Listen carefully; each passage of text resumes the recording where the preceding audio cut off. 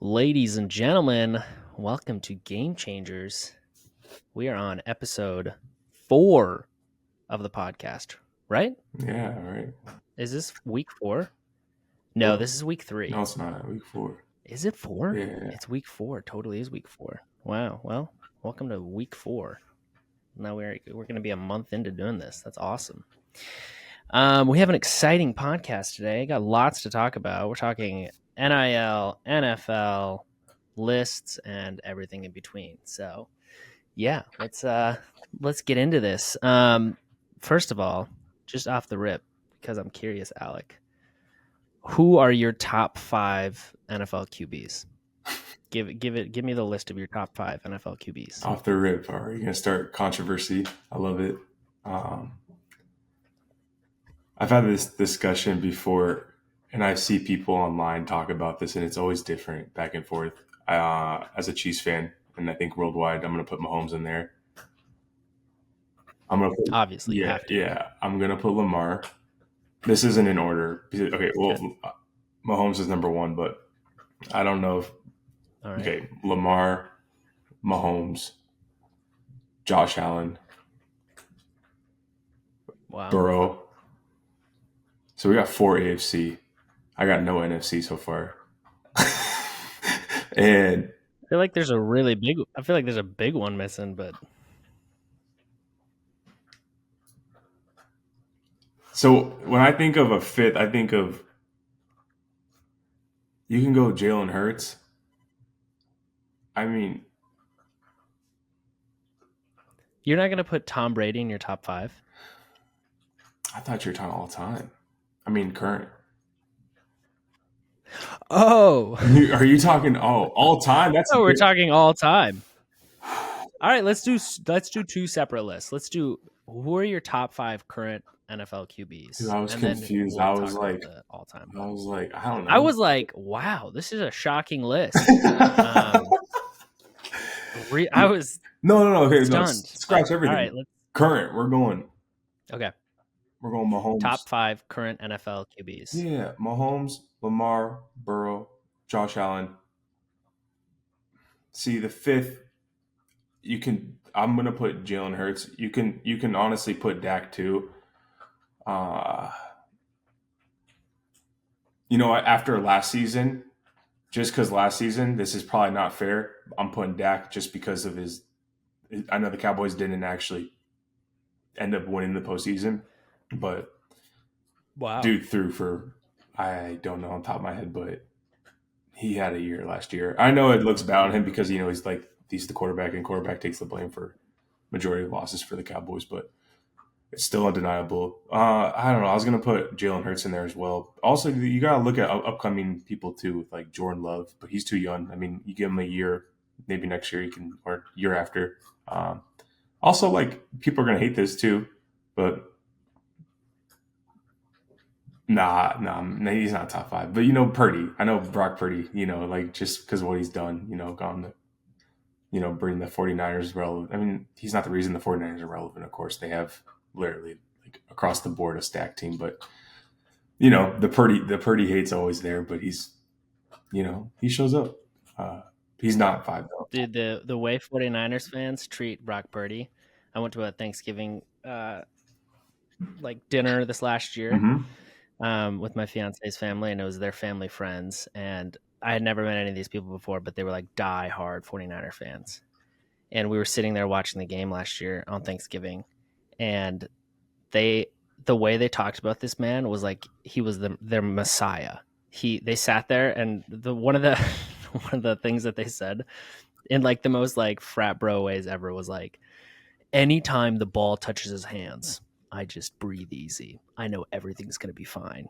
And they said it in like all seriousness. I'm like, oh my gosh. I mean, yeah. The glazing, dude.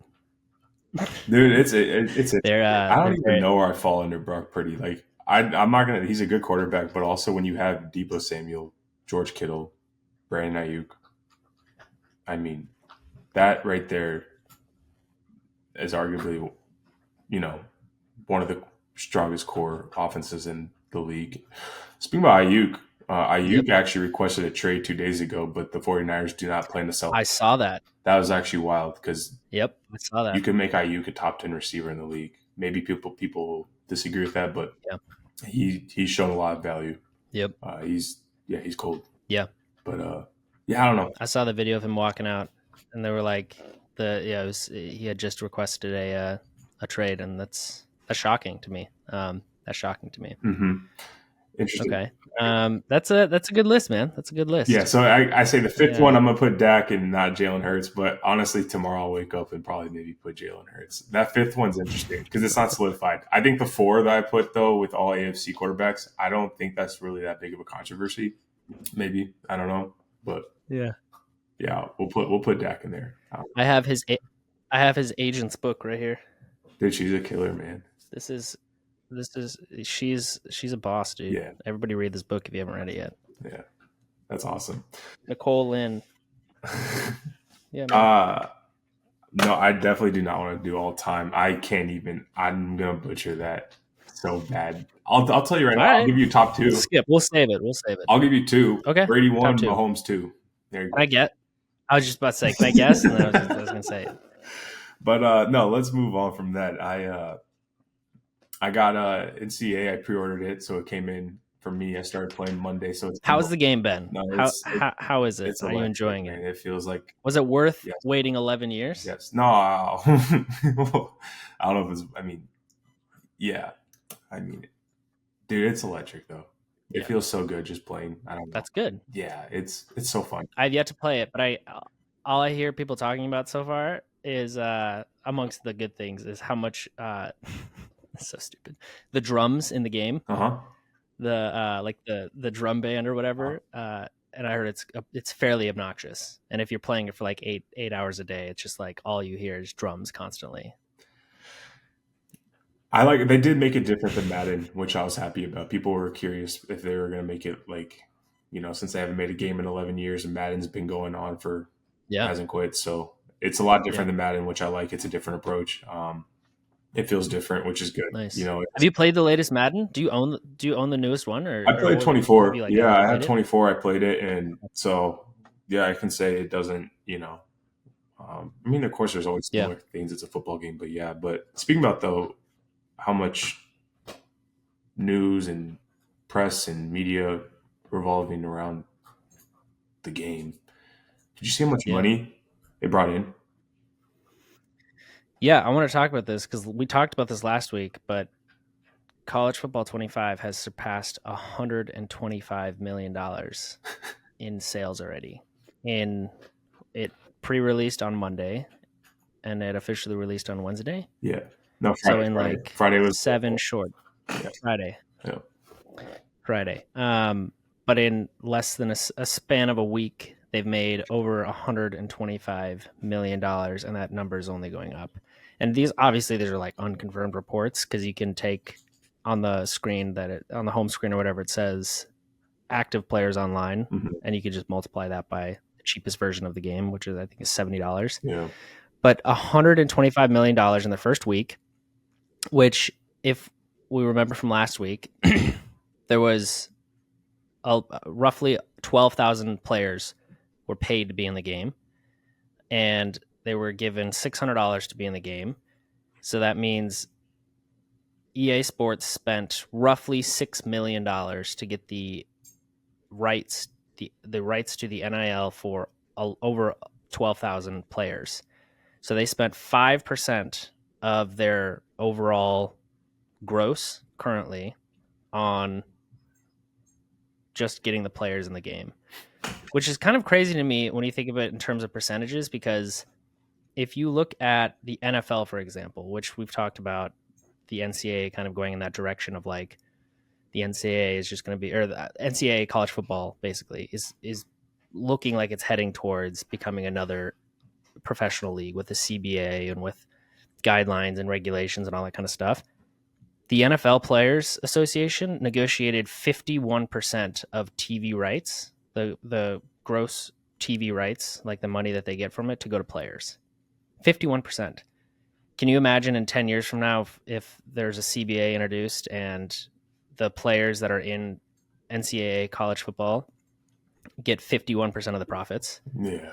It's a rev share essentially. So they're saying, the three major networks that are paying for the NFL, like with the rights to the NFL to broadcast it, players get 51% of it, which is awesome for the players. But you look at it in the context of this right now, and the disparity is crazy. And I know there's other things that cost, like game development and staff and 10 million things that you have to pay for to develop a game. But 5% of the gross profit so far, or gross revenue so far, has gone to the players. And that number is going to keep going down because the more money they make, obviously, it's going to just keep going down. So it's interesting to think that the first year back, they're spending. I'm very curious just to see year by year how this is going to go and how much more negotiations there's going to be. And do players even realize, how much EA Sports is profiting on this game? It's going to be very interesting. Yeah, it's going to be very interesting. You're right. I'm also curious. I have not looked into this, but prior to NIL, back in the day, when like NCAA college football or NCAA was out, the NCAA was taking money from EA Sports. They were licensing, obviously, the game was called NCAA college football or whatever, NCAA 14 or 13 or whatever. So I want to know how much money back in the day and the NCAA was taking from EA Sports, and I want to compare it to what the players are now making. Because if I understand this correctly, the reason why it's not called EA Sports NCAA 25 is because the NCAA has nothing to do with this game. Yeah. Because it's the players' NIL, not the NCAA. Correct. So that's why people are like, I played the OG, so I'm not going to call this college football. I'm going to call it NCAA. Well, the NCAA has nothing to do with this game. Yeah. So I'm really curious, back in the day, how much was the NCAA making? Was it a rev share? Was it a flat rate? What was it? And how does it compare to what players are making now? The $600 per player, or roughly $6 million went to the securing the rights to this. And is that even comparable to what they used to do? I'm really curious, and I wonder if that's even public. I bet it is public. Very, very curious. I know there are things in the past with certain players, like even releasing like from 5 years after playing, like getting checks. But they were like, there's one thing I saw on Twitter a while back. He was like, you get like a $20 check. He's like, why $20? He's like, that's about it. Yeah. So I don't know if that's the case for everyone. Yeah. I don't know if Crazy. it's an equal share or such, but that'd be interesting to look into that. That is, I never thought about that. I'm really curious. Yeah. Yeah. It's really interesting. It's really interesting. Huh. Have you started your dynasty? How's that going? I'm on my many, and I'm on a shared one, like a group one online, and it's fun. They have a fun. It's fun with the dynasty. They got recruiting's fun. It's fun. Road to Glory is interesting too with NIL of how they have that set up, and you have to have your GPA, and I don't know. The gameplay's fun though. It's a blast. That's awesome. Yeah. Speaking of starting things, I'm curious, because you have a bias, you're a Chiefs fan, lifelong Chiefs fan, not a bandwagon fan. Oh, outside of Mahomes, what QB would you start a franchise with if you were a GM for an NFL team? Oh, my first reaction's Burrow. But what year is Burrow in? 2019. He 2019 was his LSU team, or 2018? I mean, Burrow's still 25, 26 years old, so that's still like, if Burrow was was 31 or 32, I would say like Jordan Love or CJ Stroud. Like two young quarterbacks like that are promising. Yeah. Like CJ Stroud last year, everyone knows that dude's he's a gamer. Jordan Love, I think last year, everyone's not, everyone knows he's a gamer. But right now, at age of Burrow, regardless of the injuries, yeah. And the only reason I put him over Lamar, honestly, because he's the only one that's beaten Mahomes in the playoffs outside of Brady in the last 5-6 years, which, that says a lot. So, and I'm a Chiefs fan. It says a lot. Yeah. So I have to take that. And, that's got to piss you off. That rivalry is becoming something. It's fun though. But yeah. Yeah, man. It's interesting. Yeah, man. It is. I was reading on Instagram I don't know when this was, but it was around Colorado State, and their quarterback one basically Mm-hmm. got paid off to leave a large sum of cash, or I don't, around. Yeah. You hear about that? Yeah. We so it wasn't from him, but Jay Norvell, the coach for Colorado State, Okay. said he claimed that K State offered their quarterback, Braden Fowler, $600,000 to enter the portal and come to K State. Over $500,000 to leave Colorado State and go play at K State. $500,000. What's crazier is he said no. I was like, again, this is not confirmed. This came from his coach. It did not come from him. So, Hmm. I mean, it's not like his coach is going to come out and lie about that. But That's a bold statement. can you imagine being in early 20s? Maybe, I don't even know if he's 20 yet, and being offered over $500,000 to go to another school. Come play with us. Come be our quarterback. And then saying no. That's wild. That is truly wild to me. That, first of all, the number, and Yeah. secondly, that he said no. I mean, that's awesome because he's got his convictions and he wants to stay where he wants to stay. But this might be the first case of like blatant big numbers. That's just like I cannot wrap my head around that one bit. That's crazy to me. That is, I mean, it's amazing, but that's crazy to me. So when the coach was talking about this, it was more, I feel like, in a way of praising the player, of like his accountability or like character, right? Of like, hey, he got offered this. Yeah. Like, was it that type of like really? And he's sticking around. Yeah, kind of like Yeah. praise. Okay, Yeah. so Yep. Because we're doing media day. There's media days going on right now. So yeah, his coach talked about it during an interview. I also want to brought up. But yeah, it's like, I have no idea. Also, wonder how the quarterback feels I have no about that idea. actually being public. Like, I feel like players, of course, like, he's not the player, of course, having the offer of being worth over $500,000, of course, it's going to feel great for everybody, knowing that you're valued that. But having that being public information, like, no one wants to be, no one wants Right. to, it's like, with our grandma growing up, you go to her house and she asks you how much money you make. You don't want to tell her how much, your salary is, but like, you don't like being asked that question. So it's just a thing. You don't go up to strangers like on the golf course on the tee box and they're chatting up how much you make. How much you make? It's like that scene in The Office where Dwight's at Wallace's house for the party. Yeah. And he's like, how many square feet is this house? And Jim goes, or Michael goes, it's inappropriate, Dwight. Don't ask that. David, how much did this house cost? Jim like chokes on his drink. I love that. Yeah, man. Is that the episode where? No, it's interesting. I think Dwight basically went through every square footage and he started like basically trying to break down the house, like foundation and everything, and find a flaw like in it. He started going down the list. Creepily sits in the corner of the little kid's room. He's like, "Who made this chair? I like this chair." I don't know. I'm 12. It's a great episode. Yeah. Karen's messing with Jim, telling him that she dated all these guys at the party. Yeah. It's a great episode. Great episode. I'm very curious. What do you think the chances of Colorado winning the Big 12 are? It's interesting with Colorado having so much hype around its name with Dion, and also having Shedeur be a top 3 quarterback, in my opinion, in college football. And don't forget, Shiloh and Travis, and they brought in that left tackle or right tackle. I forget who, but they brought in a 5-star, and they got some depth in receiver, but they still lack a lot of areas. Well, I say that, but I haven't even seen a snap. But last year, I could say defensively and offensive line wise, that was their weakest, and that's what costed them a lot of football games, especially when they played good teams like Power 5 schools that had that depth.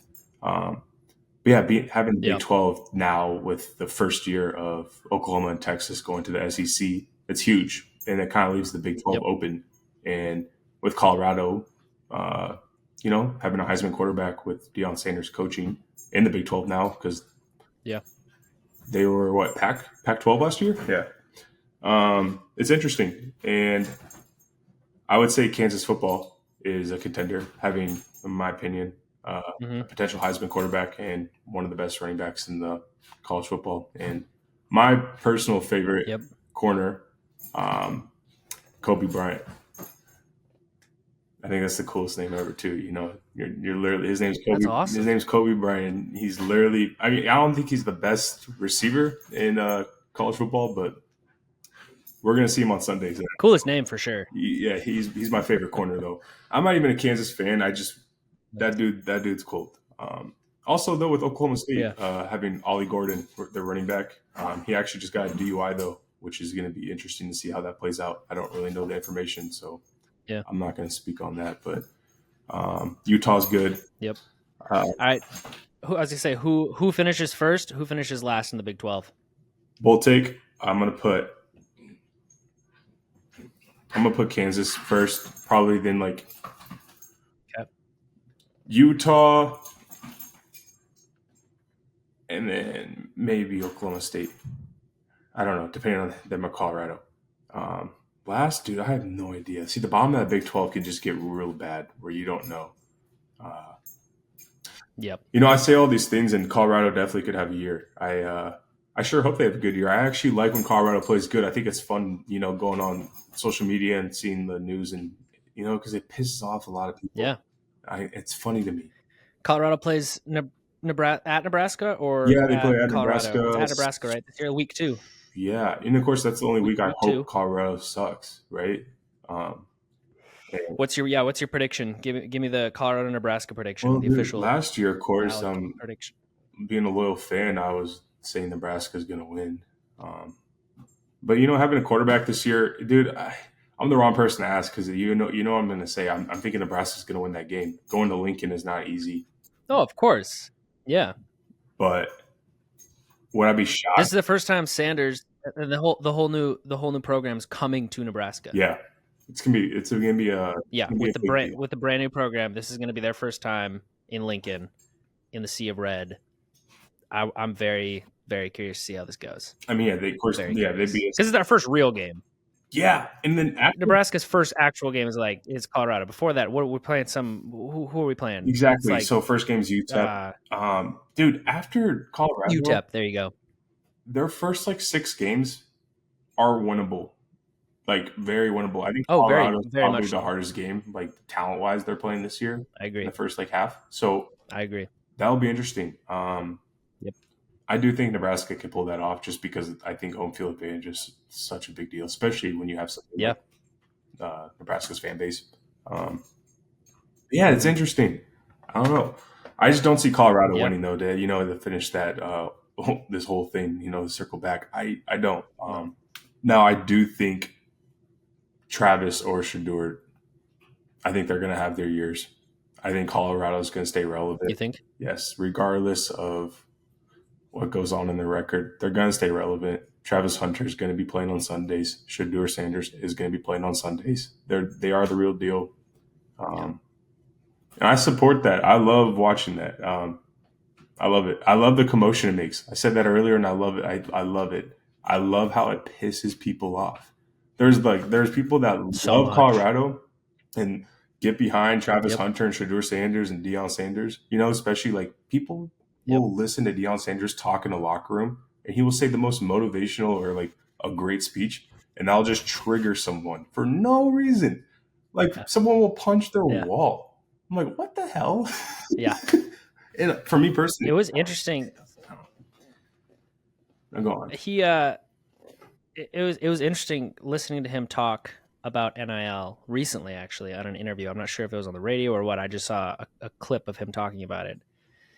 He definitely was not speaking of NIL in a very positive light. I hesitate to say out of touch, but he really didn't, he sounded, I don't know, just the way he was talking about it. He's basically what he said, he's like, NIL what? All I see is Livy Dune, Shedeur, and he sat there and he's like, NIL what? Who's NIL? Where's the NIL? And he it was I know he knows what NIL is, and I know he understands that it's here to stay. But I think the point he was trying to make was that it really was just the introduction of the legality of NIL really just opened the doors for collectives. I think he was throwing shade at collectives, but just like the way he was talking about NIL was like, I don't know, it felt really out of touch, and like he did not like it and was talking like just throwing shade at it essentially. Yeah, especially it was really interesting to listen to him talk about it. Number one for most valued, and then Travis Hunter, I think, has to be a top 5, top 10 valued at least. Yep. Man, yeah. That is well, it was interesting. It was shocking. It was really shocking, but also not really, because he says some of the most out of pocket and like quotable stuff ever. Really, it's just like part of his DNA. Dude, I don't lie. I like Deion Sanders. That'd be a fun guy to have, like, to be like to play for. I don't know. Alpha Deion talk though. Too much Colorado talk, in my opinion already. Yeah. I'm just kidding. But fair enough. Speaking about head coaches, moving on to Deion Sanders, let's talk about Kirby Smart saying, "Yep." Correct me if I'm wrong about Georgia fining people for their collective. This is crazy to me. Yeah, this is crazy to me, and I really, really want to know about the legal aspects of this. But yeah, it was Kirby Smart came out and he said during their media days that the Georgia NIL collective is fining players for off-field action. So he didn't get into like the details, but he said players involved in off-field incidences like traffic arrests are subject to fines from the program's NIL collective. His exact quote is, "Our Classic City collective for over a year has been substantially fining guys for those things." And he said, "That's not something new. That's something that's been going on. That's outside of my jurisdiction, and they decided to do and implement and have done a considerable amount. We're searching and trying to find the best ways." I mean, that's really shocking to me that I have so many questions. Me too. About that. I have so many questions. Really quick, you saying this like literally number one sounds like local government. Like every school is gonna have their own, like, it's like, I don't know, but go on. It's crazy. I mean, and honestly, we are getting closer to the NFL. This is another thing that's like you do things. There's an entire chart. I can pull out the CBA right now. It literally lists out the things that you do and the fine that's attached to it. Mm-hmm. We're not getting that far away from that. But this is so interesting to me that like imagine your work, your personal work, finding out that you did something, like you got a traffic ticket, and then they take away some of your paycheck. Like, how, is that legal? No. Like, how are we and is it a fine in like, they can't take money back, right?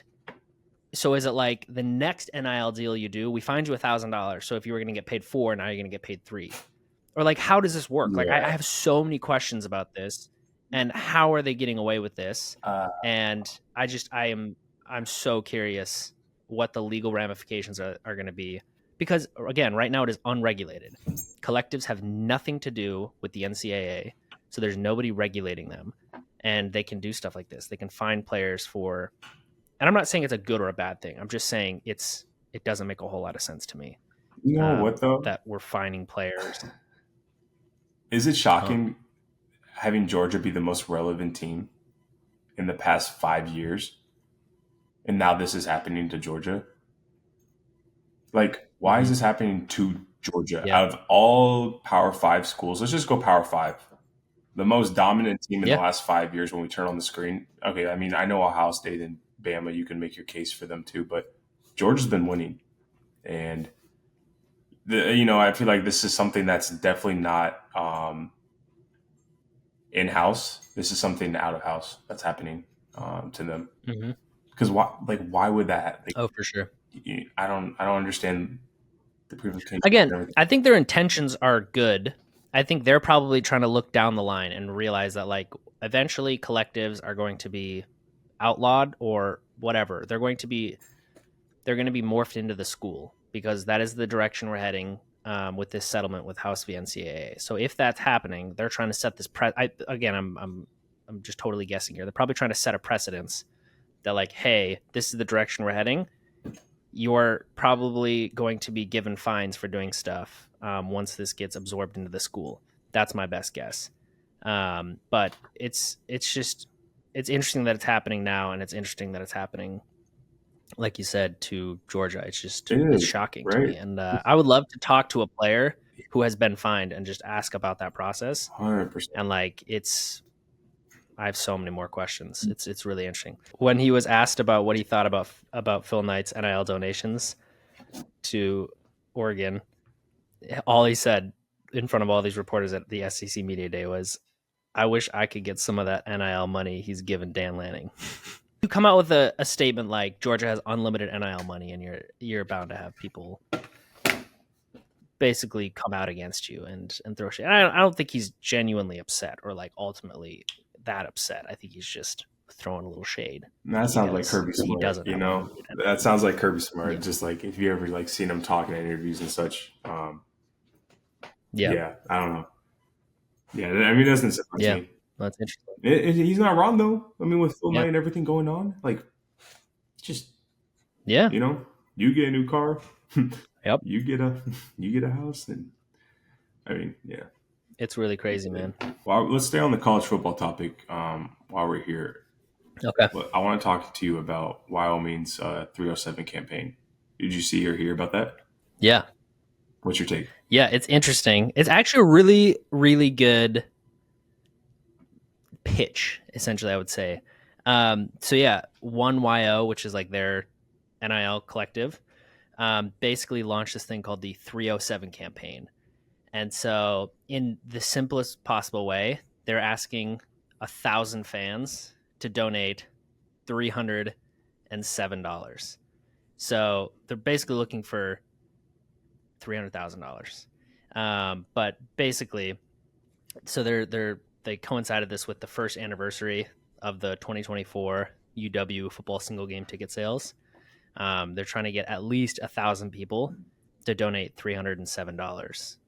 So again, this is all going to like student athletes and stuff like that, and charitable partners with Wyoming. But it's a simple and I think going to be an effective campaign for them.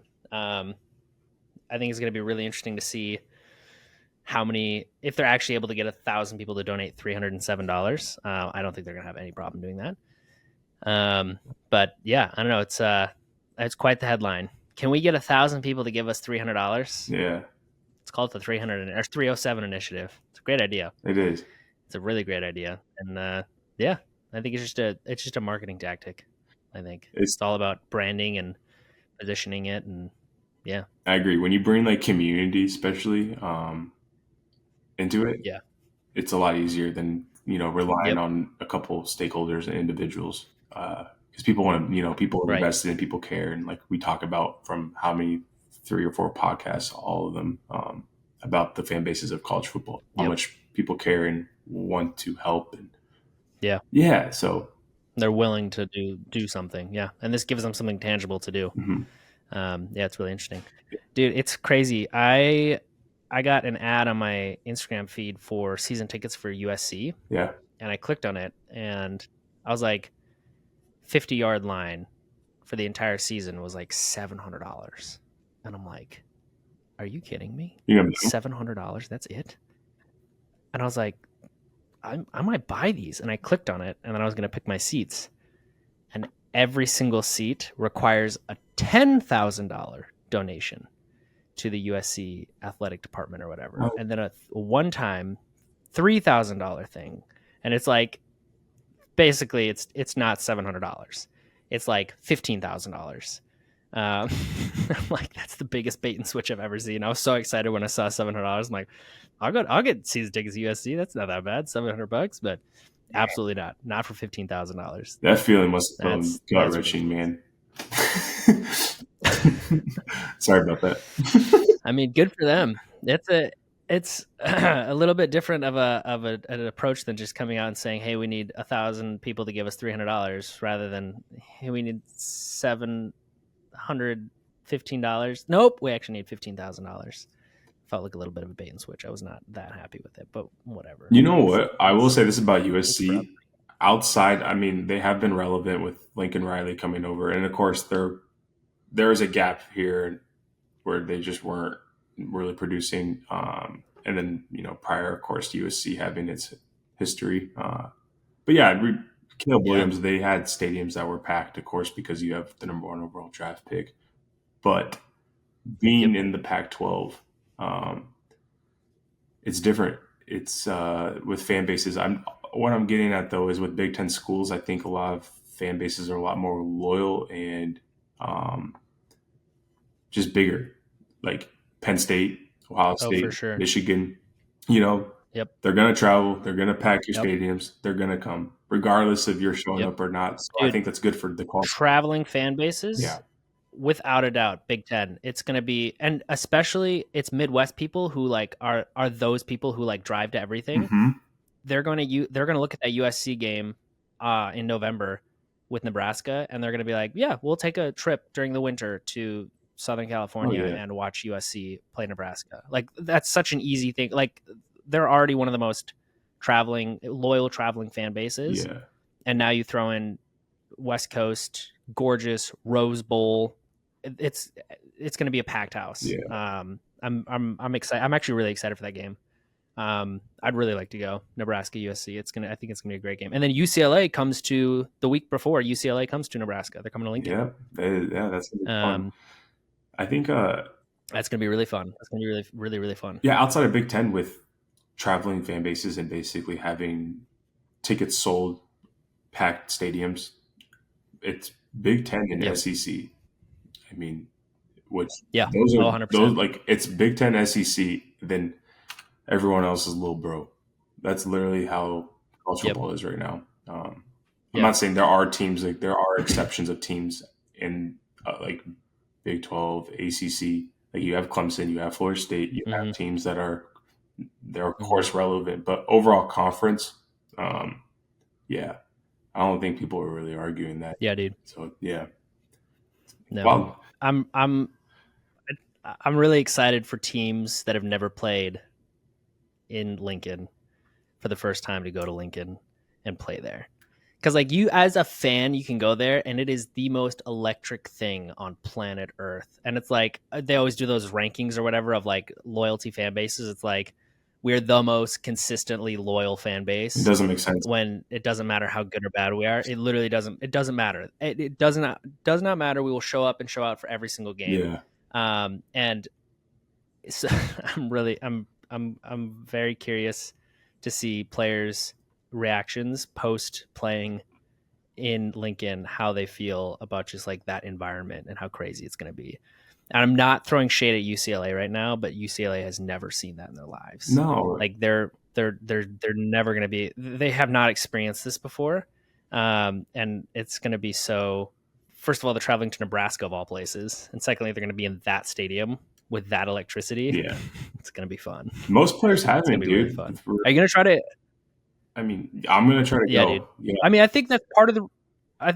I was going to say how many games are you going to try to go to this year? Because I think this is going to be a great year for college football. I think it's going to be an amazing year for college football. yeah, I'll be out there as much as possible.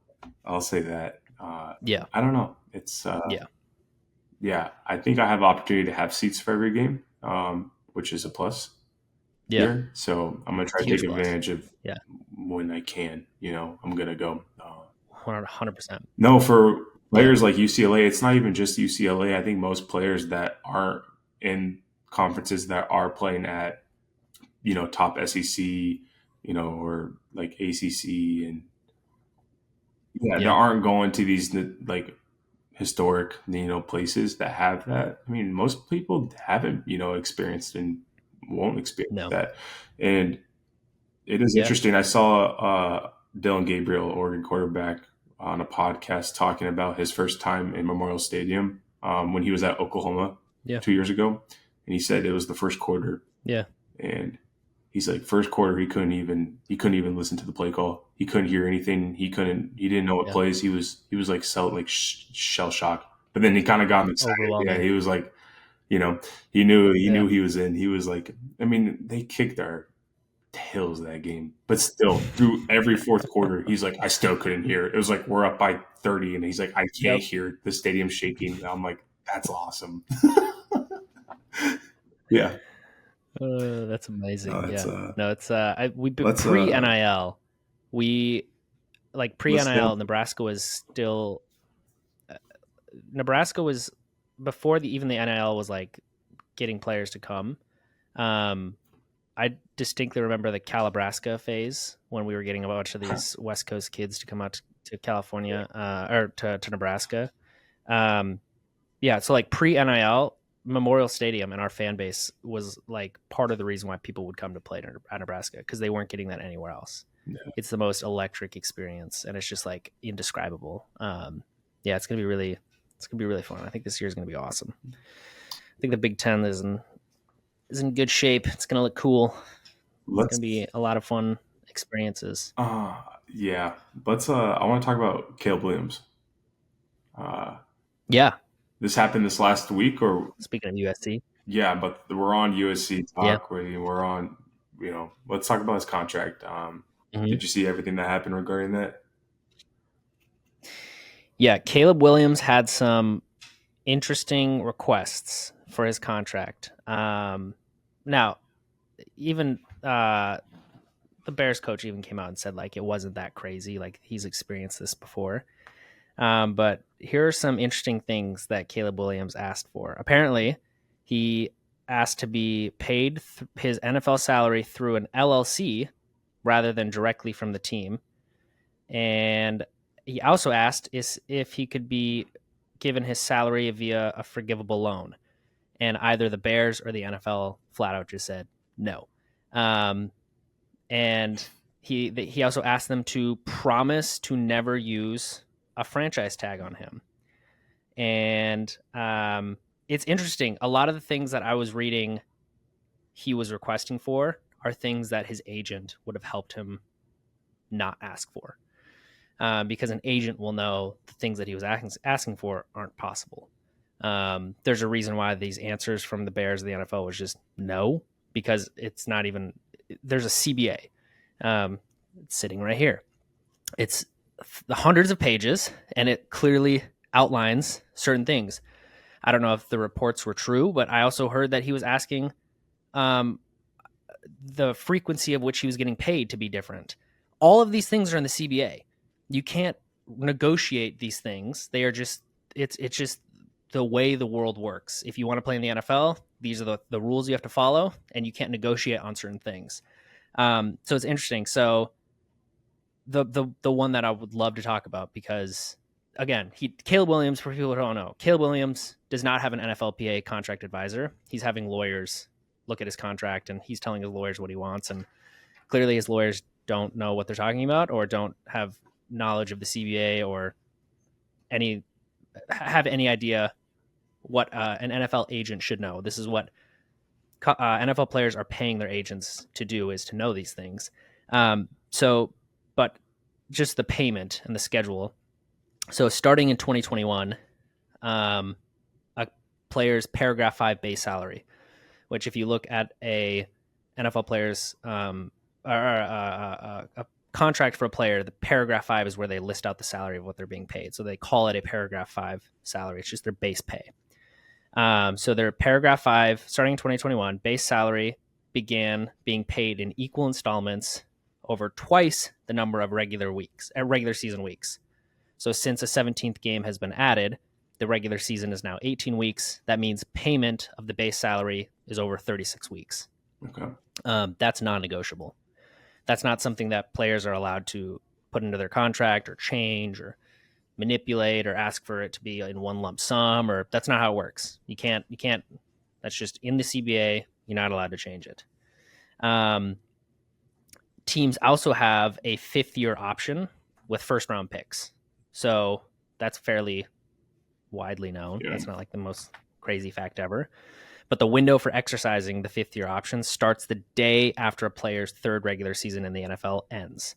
So it'll be January 8th, 2024, with the 2021 first-round draft picks. So that, like, from back in 2021, now we're getting to 5th-round options are able to be started. So the deadline to pick up the option is May 2nd, and the 5th year is fully guaranteed when the option is exercised. And also the player's 4th year base salary also becomes fully guaranteed when that option is picked up. Yeah. So it's interesting though with Caleb Williams. He's a rookie, obviously, and I'm getting off track here, but all rookie contracts are 4 years in length for drafted players, and undrafted players, they are 3 years in length. And this has been talked about many times on many podcasts, and most people know this. I'm sure you know this, but all rookie deals have the minimum base salary in the first year since the rookie wage scale was implemented in 2011. So that means if you're picked in the first round or if you're picked in the 4th round, it doesn't matter where you're picked, you're getting the base salary, which in 2024 is $795,000. So when you look at Caleb Williams' $39 million contract, $38 million is a signing bonus and option bonuses and whatnot. And $795,000 is his salary. That's what he's getting paid. Yeah. Yeah, it's interesting. And drafted rookies also cannot renegotiate until the end of the 3rd regular season of their contract. So end of 2024 regular season for the 2022 draft class. Interesting. I saw a lot of those requests. I didn't actually see, the one thing I didn't see that's just stood out to me was the franchise tag. I want to make sure I heard this right. He asked to not be tagged. That's per request, right? Correct. Yeah, one of his requests. And again, that's not uncommon for other players. Like I think is it Dak? I think it's Dak, or it maybe not be Dak. It's notable. It's some notable player has that in his current contract, but it wasn't part of his rookie contract. His rookie contract did not negotiate. Hey, you can't use a franchise tag on me. But players are allowed to negotiate that they are not, like when they're renegotiating. Please, that part of their contract stipulates the team is not allowed to use a franchise tag on them. I get it. I am 100% positive it's Dak that way. Yeah. I know that with. I've seen it with Dak, but I've never seen it with a rookie. And I'm not saying it hasn't happened with a rookie, but why? Like, I don't know. Why? I think it's pretty easy. My head's going in bad places in that situation of like, does that draw any like kind of bad attention, or like, promise to your organization that just you made promises to for being drafted to for the city of Chicago? Yeah. It's a little, I don't know. Yeah. I think he is trying to look out for himself and not the Bears or his team. Plainly put, I think he is looking out for his best interests, and in his brain, he doesn't know how good the Bears are going to be. So part of the way to secure yourself is say, hey, I don't have full faith in this team. Don't use the franchise tag on me. I want that in my contract. Don't use the franchise tag on me. And that makes sense. So, because you can go 4 years down the road, them actually having success, and doing what Chicago hasn't been able to do, and yeah, you could definitely renegotiate that. Like you were talking about when that year does come, that makes sense. Yeah. So I do think though, I have faith in the Bears. I have faith in Caleb Williams. I know he has a lot of hate, a lot of love at the same time, but I think he's gonna be fine. I think the Bears are gonna be fine. I really do. I see them as a wild card team, in my opinion, this upcoming season. I do. Yeah. So it'll be interesting. I'm excited though. It's gonna be interesting. Yeah. How do you think that's gonna match up with your Chicago, and are they playing this next year? Actually, I'm on.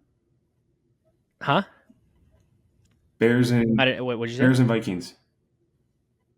Is that what week is that? I don't even know. Is that how many times do they play next year? Right? I don't even. They usually play twice. Right? Yeah, same conference. That was a real dumb question. I was like, I got mixed up on the conferences there for a second, like divisions. I was like, wait. Yeah, NFC North. Let's see.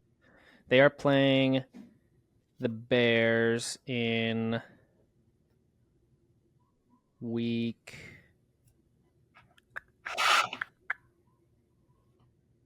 November 24th, and then on December 16th, less than a month apart. It goes Vikings at Bears, and then the Cardinals are playing the Vikings, and the Falcons are playing the Vikings, and the Bears are playing at the Vikings. Yeah, so they play each other 2 times in the span of a month.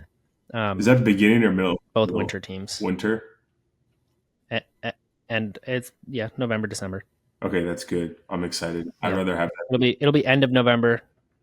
Yeah, it'll be hopefully one of them will be a snow game. Soldier Field is not covered, right? Dude, I don't know. It's not. No, I'm like almost positive. I know, Soldier like, Field is I know is it's open, not, but open air. don't they?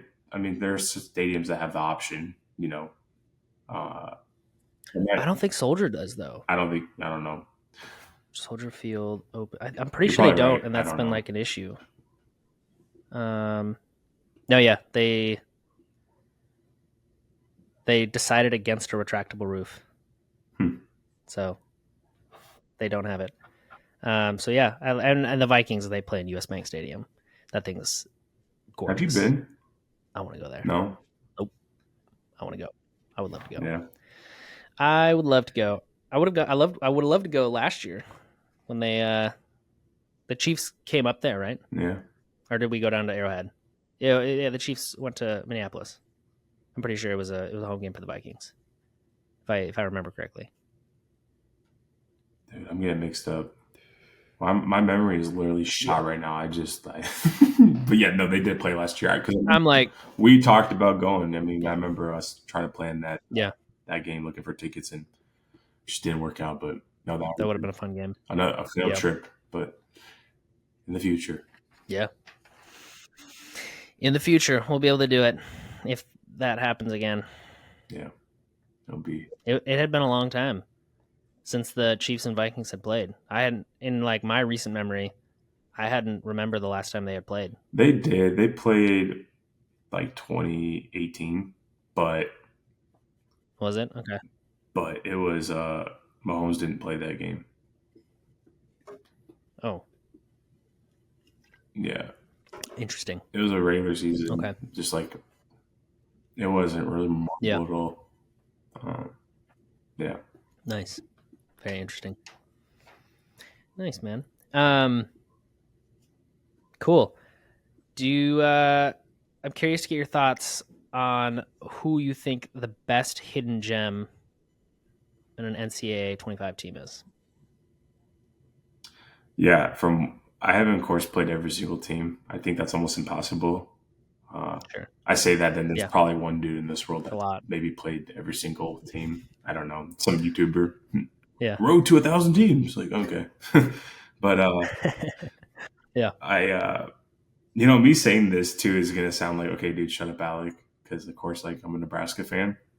But outside of your... Okay, because like in NCAA, this is what I like about it, Joseph. Players that are good in the game, it's noticeably they're noticeably like better. You can tell like how much better they are.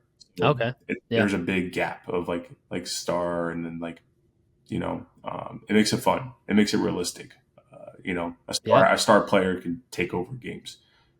Nebraska, they don't have a Jalen Milroe or a Caleb Downs or Carson Beck or Shadur Sanders, but they have speed, and they're not like a 5-star team. They're like a 3 or 3.5-star team. Decent defense, but they gave Royal like an 81 overall rating, and like his arm is actually like decent. He can sling the ball, but I'm putting everyone on game right now. If you haven't done this, because speed kills in the game. Go in that depth chart and start Jalen Lloyd and Malachi Coleman. Jalen Lloyd's 97 speed, Malachi Coleman's 96 speed. Those dudes are dogs in the game. And you will beat top 10 teams in NCAA with that Nebraska team on offense. I say that, and everyone, of course, it's Nebraska fans saying that. I'll stand on it. It's unbelievable. Yeah, it's fun though. Yeah, that's awesome. I was shocked seeing that. And of course, that's awesome. Yeah, like I said, like those Noble players I mentioned before, they're fun to play with. Like, they're good.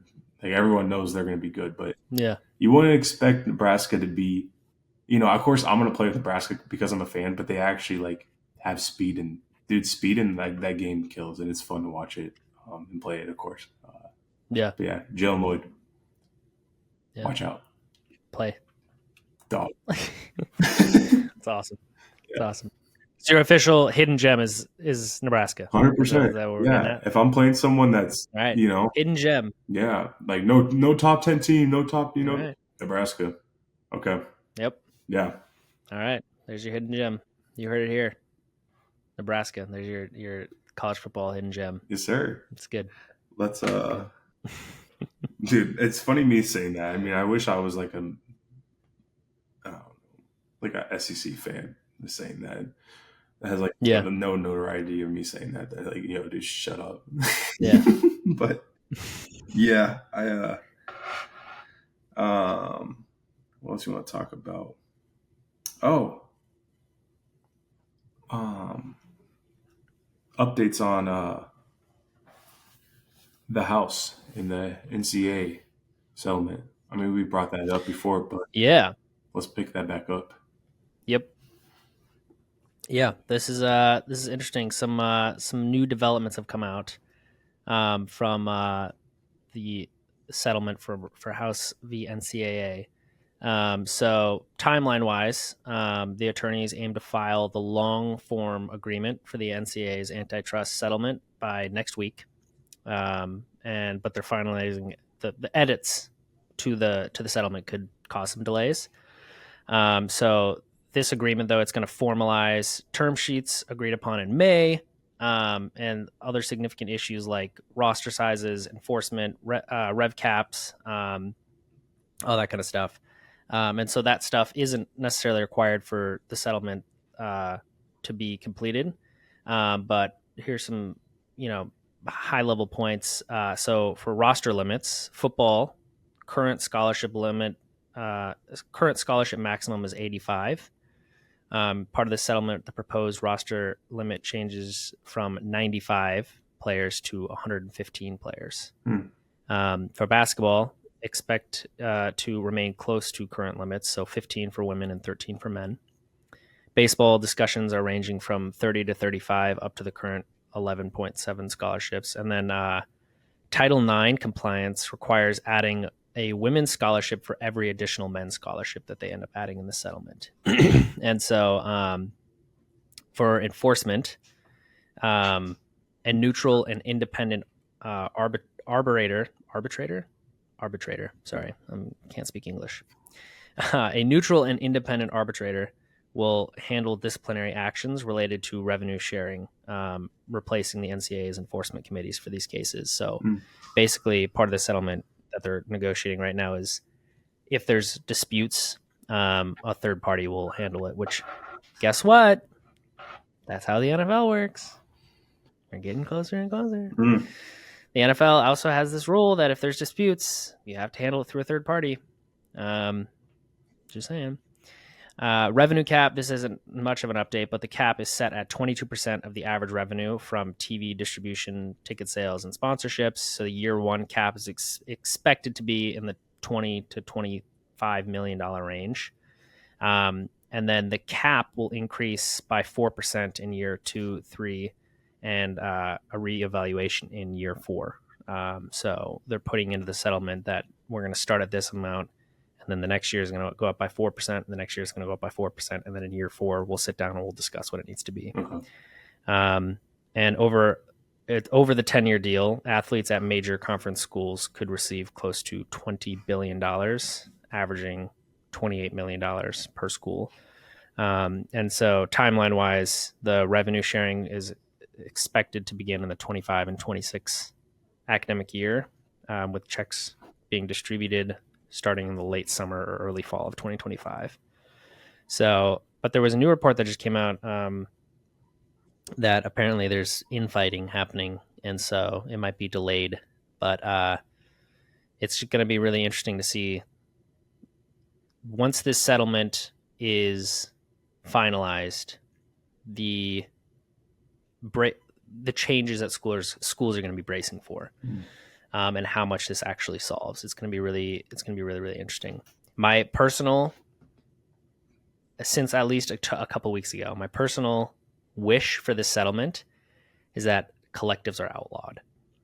I wish, in order to level the playing field, that we will, if we're going to do revenue sharing and where schools are directly going to pay student athletes, i.e., exactly what collectives are doing right now, that collectives need to not be allowed. And it needs to be commercial NIL and then schools paying you. That should be the two payment revenue streams that a player can get. The school is paying me this much to be there. I don't have to do anything like the collectives are making them do things. And again, they're trying to follow the law. And with schools being allowed to pay their student athletes, I hope collectives are either heavily regulated or just completely gone. And I think we'll actually be able to see what the good collectives are, the ones that weren't out there for a profit, that were really just there to help the student athletes, because those should go away.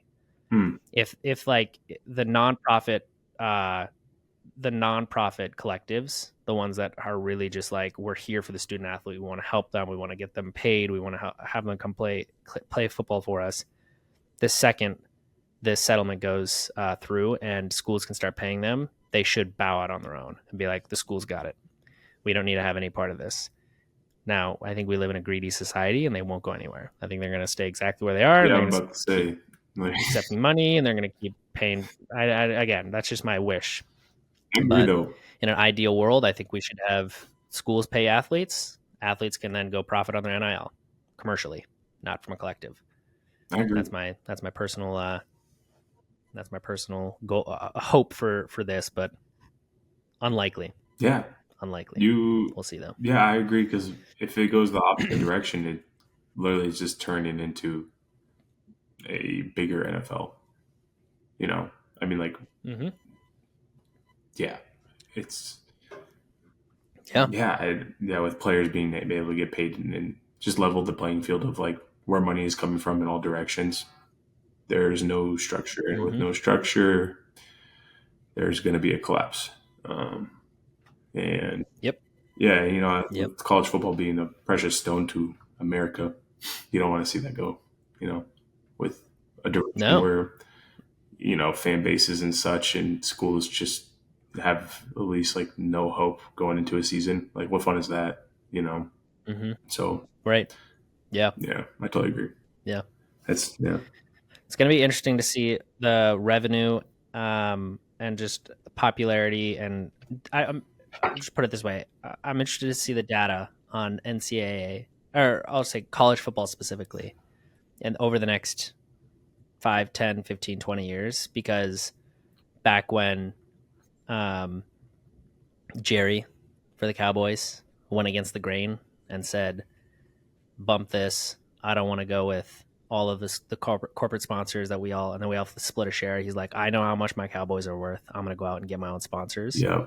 And the second he went against the NFL and he took them to court and then he won, and the NFL basically had to step back and be like, all right, fine, you guys, each team can get its own sponsors. It changed the game completely. And like, just looking at the data over the years from when he came in and he's like, he put his foot down, the explosive growth of the NFL and payment and revenue and popularity and like just all these different points that like it started when he was like, and I'm giving him a lot of credit, but like credit where credit is due. He changed the NFL. He went against the NFL and he won.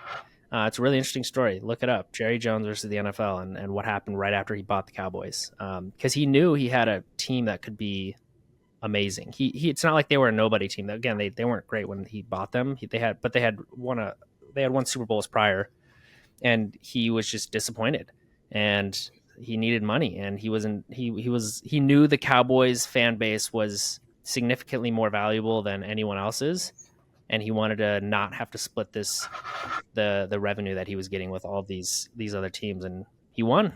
Took the NFL to court, and court sided with Jerry Jones. Hey, it makes sense. And the Cowboys. They're called America's team because they're not winning, you know. So yep, that's America. But hey, listen, it took one big change, and then we just saw an immense amount of explosive growth for the NFL, and revenue and money and all that kind of stuff. And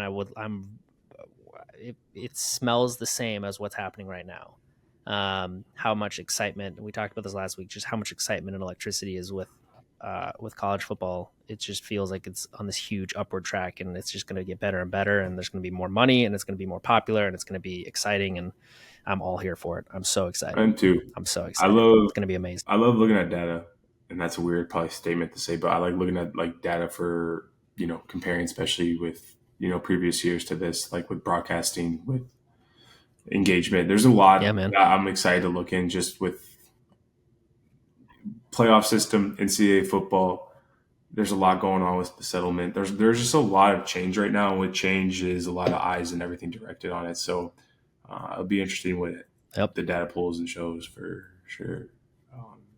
Yep. Yeah, I'm excited though. All right, we're in July 2024. Who's your prediction? Who's your national champ?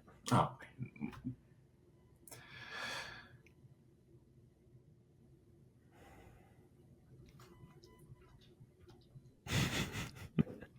Give me your top 3, and then talk about them. Let's hear it. gosh, Because it's new now. yeah, I know, dude. Gosh, screw you. That's a hard question. Okay, I'm gonna do the cop out answer. I'm gonna say Georgia. Okay. I think Yep. if anyone that's a betting man, that just that's like putting your money in the SB 500. Just Yeah. Does Georgia lose a game this year? And if they do lose a game, who are they losing to? Ooh, I don't know their schedule on the top of my head. I could see them though losing. Do they? That's a great question. While I'm looking that up, I'll go on number 2. I'm going to say Ohio State for number 2. Mhm. I'm a big fan Okay. of a lot of players on that team. Not a fan of the school, Okay. but with Ohio State, Sure. who they have, they're nasty. Number 3, I'm not going to do Yeah. another cop out. I kind of want to make this interesting.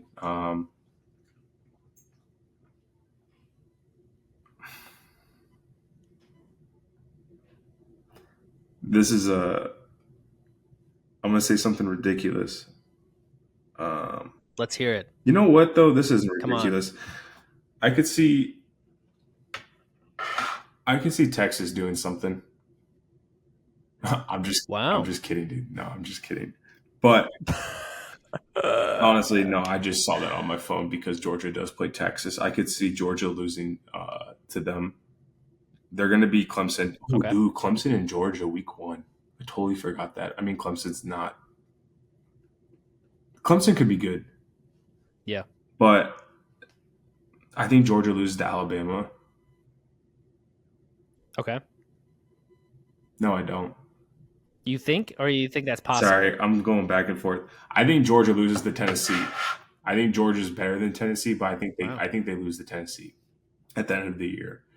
I think they slip up. Now, I do think Georgia's better than everybody they're going to play in their schedule this year. Of course, the Alabama game should be probably the closest head-to-head matchup, but I think Georgia's going to take it just because of the last how many years they have won regular season, regardless if Alabama has won in the postseason or not. Yeah, I just like history, right? History kind of never fails, right? Dude, it's interesting. I'm trying to even think of a third team that is notable. I don't know. Who do you? You know what? I'm just gonna go with my gut. I'm saying Oregon. Wow. All right. Yeah. I mean, you said they're what? AP top 25. They're number 5 right now, right? Their preseason they're number 5. Yeah, I maybe some Big Ten bias there. I was gonna say Oregon. That was like the beginning, but I don't know. I haven't seen them enough to say they're that good, but I think they have potential to be that good. Also, funniest quote ever. I was watching a podcast with Shannon Sharp and Devontae Adams, the Club Shay Shay, and they were talking and they were talking about young players. They're like, "Yeah, he just hasn't reached his potential." And Shannon Sharp goes, "Yeah, that just means what do you say? That's what people say in high school. That just means he ain't good." I'm sitting there and I'm like, he's like, he's a grown man. What does potential mean? I'm like, oh shoot. He's like, people, he's like, people say that when you're 15. I'm like, gosh darn. Like, it's like a 30-year-old saying, yeah, he hasn't reached his potential. Like, okay. But Yeah, Oregon, Georgia, and what was my other one? Oregon, Georgia, and Ohio State. Ohio State. Yeah, sorry, I'm blanking, dude. Even Ohio that, I State. don't even. I hope it's interesting. I hope it's not those three teams. I hope it's like a crazy story, Yeah. something like that happens. Yeah. But Yeah. I mean, you could put Texas, you could put Yep. Alabama, you could put, there's I don't know, college Yeah. football spread out this year where it's hard to tell, It is. but that makes it And we have exciting. 12. It's and we talked about this last week, though, right? It's 12 teams this year, 12-team playoff, Yeah, right? 12-team playoff, dude. That's gonna be so Okay. hype to watch. It's going to be very, very hyped to watch that, and it's single elimination. Yeah, So, do we get a Georgia 1 seed playing? I don't know who the 12th seed is going to be, and there's like this huge upset. dude. I'm not gonna lie. Georgia's Don't call me weird. I've had dreams of Nebraska making that, like, waking up and like we did it. It's like it happened. That's a wish, man. Before I Pretty awesome. died, I want to see Nebraska win. Like growing up with Yeah. our dads being like, "Oh, you should have been there." Well, I wasn't. I was in your nutsack. Like, like That's right. Yep. Oh, you should have been there in '95. Yeah. We were winning. Okay. Well, They talk about the Nebraska Huskers in the 90s is like the most unbeatable team. I've heard them talk about how I don't even want to. They've talked about it. They've gotten so they're like they could have beaten NFL teams. They could have that's how good they were. They could have beaten NFL teams. I'm like, oh my gosh. I was actually having a conversation. The way they talk about those 90s Huskers. I hear people talk about. I was having a conversation with my dad about that. We were talking about LSU, that 2019 team with Joe Burrow. Oh yeah, arguably one of the greatest football teams of all time. Yeah, I hate saying teams. Like I hate putting ultimatums. Like this is the best, and this because like there's Sure. so many good teams. Like I'm not, there's a lot. Yeah, sure, but yeah, just that receiving core outside of Joe Burrow, you have Jamar Chase and Justin Jefferson as your receiving core. Ridiculous. Your running back, Clyde Excellent, Clyde running back, and then that whole secondary. Dude, I read something like I don't know how many. I think 90% of those starters, they're all NFL, and not just like they're all the NFL. Yeah, they're all playing. I mean, that is bizarre. Yeah, I mean, yeah, that was the thing to beat. That was wild. That Absolutely was wild. Stacked. Yeah. Gosh. Yeah. Yeah. Yeah, it was. Cool. Yeah, man.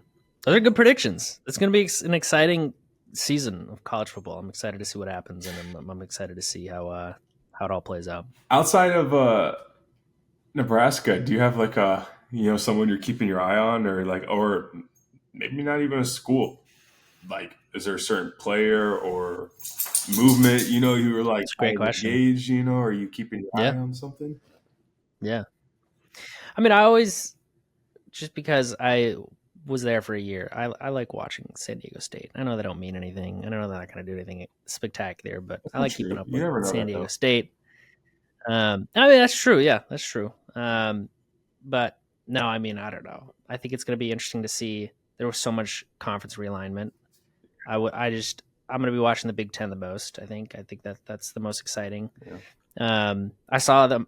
Someone came out with like a map of all the different conferences and like how spread out they are. And I think it's Cal or something like that is going to travel like 4,000 or some ridiculous thousands of miles, and it's almost like the distance of the Earth. Like that's how much they have to travel. Just because who did they join? Was it the ACC or something? They joined. So I'm not sure. It didn't make sense. But looking at the map, basically the SEC was the only conference that you looked at. And you're like, that conference makes sense to me. But everything else is like, what? The Big Ten, we have East Coast, Midwest, and West Coast. It's like completely spread out all over the place. But I think the Big Ten is going to be I don't know. I'm excited to watch the Big Ten. Honestly, any game, but I think it's going to be cool being able to watch games in that dome that I went to, the Cosm Dome in LA. I was already looking at tickets. The Nebraska-Colorado game is going to be in the dome, and I'm probably going to get tickets to it. I would love to get like a group of people to go watch. that game, Ooh, basically on the 50-yard line, and I'll be able to be in Memorial Stadium they're gonna while be in LA. confused. They're like, "Oh, are you And here for Colorado?"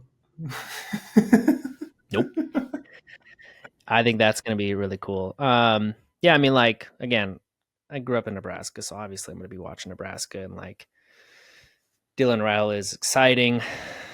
We have an exciting team. We have an exciting program. We have an exciting schedule. I don't know. It's gonna be a fun year of college football, and a lot. There's so many new things this year. Um, so yeah, I think it's gonna be. I think it's gonna be very exciting to watch. So yeah, I'll say Nebraska and San Diego State, and obviously USC and UCLA, just because I'm in LA. So it's like keeping up with them is cool. It's fun, and I definitely want to go to as many USC and UCLA games as I can that are home games. But yeah, I don't know. It'll be fun. Yeah. Uh, One last thing before Yeah. we wrap it up. Off topic from football for a second. Uh, Mm-hmm. I guess for the listeners that don't know you, you're a big tennis Mm-hmm. fan. Now, on default, a tennis fan because you got me into it. What was that? 3 years ago we started playing, Yeah. right? Maybe four. 2021. Yeah, Yeah. roughly Okay. 2021. Yeah. So Mm-hmm. for those that don't know, Joseph picked up tennis and then got me into it. And then we became kind of duos partners and played singles every day. And then fell in love with it. Yeah. Honestly, I kind of used to think it was like a rich man's game and just don't play. And which, yeah, I mean, it is kind of a rich man's game. A little bit, but you find Kind you of. find parks that are free and you can make it Yeah, it's got a work. high barrier But of entry to play no, for sure. but long story short, Wimbledon happening last week. What was what was your thoughts on that? I mean, us being bloodline from I mean, yeah, good good on Alcaraz. I wish Djokovic would have won. Um, like you said, we got Serbian blood. Our family's Serbian. It's fun to watch Serbia win, and not just that, but like Djokovic is such a fun player to watch. He's so good, and I whether or not this was his last Wimbledon, we'll see. My gut tells me maybe. Um, he dealt with some injuries this year. Not huge injuries, but he's getting older. Um, so it would have been cool if this was his last Wimbledon for him to win. yeah. But Alcaraz is so cool. He's fun to watch. He's young. He's fast.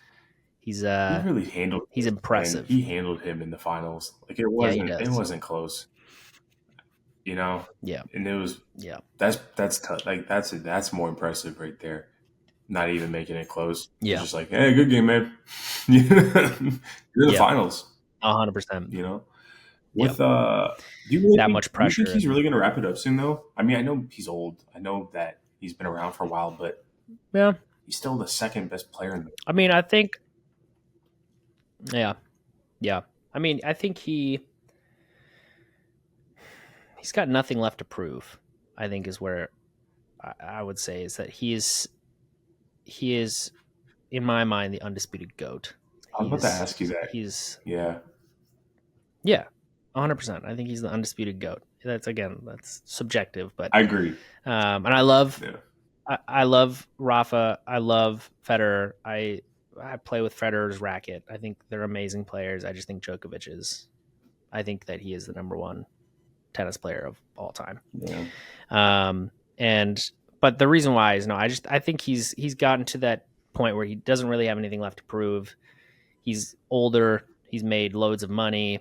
He's probably really content and happy with his life. He's got a great family, and there's probably not a lot keeping him in.